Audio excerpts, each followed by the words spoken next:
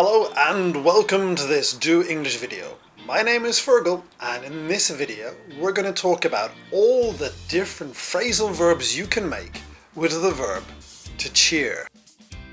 Here at do-english.com, the internet's friendliest online language school, we know that learning phrasal verbs can be a little bit frustrating.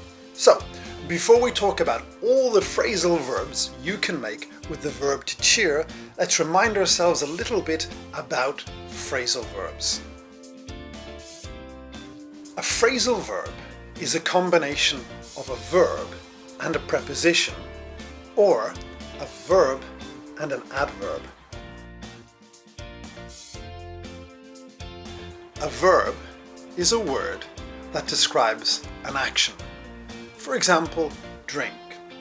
She drinks 10 glasses of water a day. A preposition is a word that describes the relationship between two things. My mobile phone is on the floor. What makes learning phrasal verbs difficult is that when you combine the verb with the preposition or the verb with the adverb, the meaning of the original verb can change depending on the situation. Now, this might make the language sound very interesting, but it is quite frustrating for learners of English. Some EFL teachers will tell you that the only way to learn phrasal verbs is to get the book and study. But we here at do-english.com think that you must also use an active method.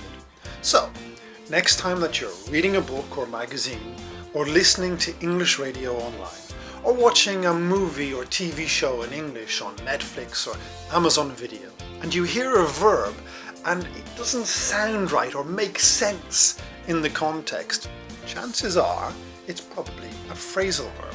So try to catch the words around the verb and then either check it in your dictionary or, even better, ask your do-english.com English tutor in your next online lesson, and they will of course explain the verb to you.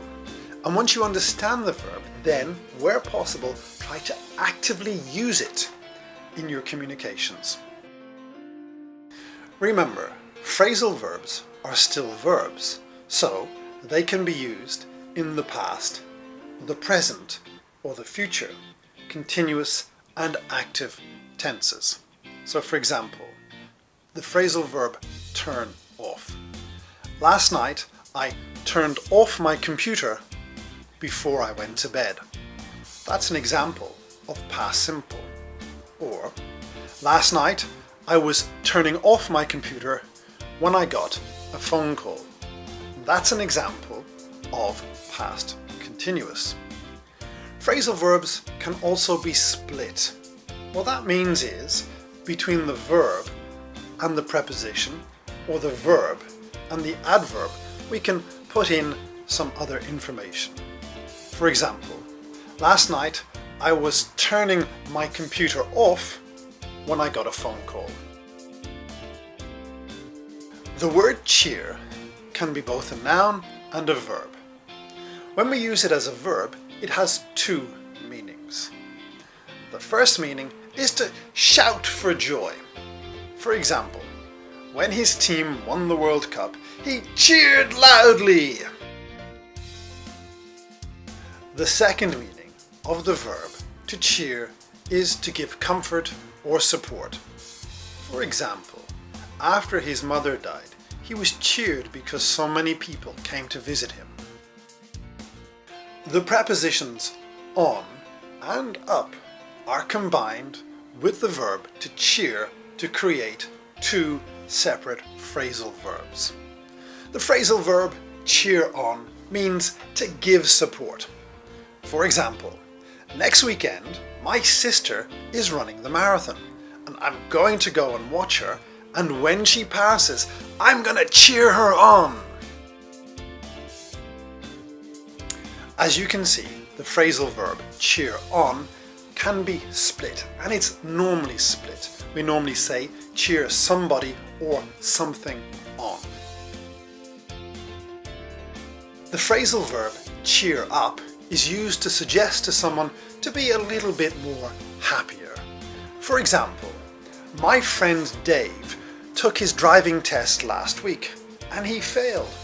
After the test, I told him to cheer up because he would have another chance to do it, and I'm sure that he would pass it the second time.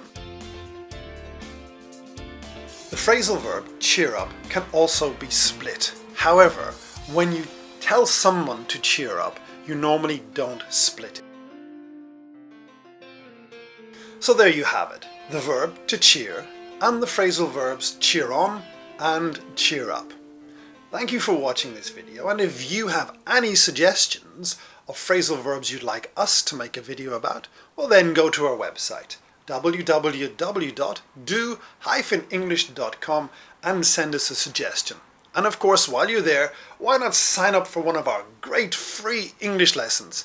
It's free, and you'll get to meet some of our great tutors, so what's stopping you? Until the next time, take care of yourself. Bye bye for now.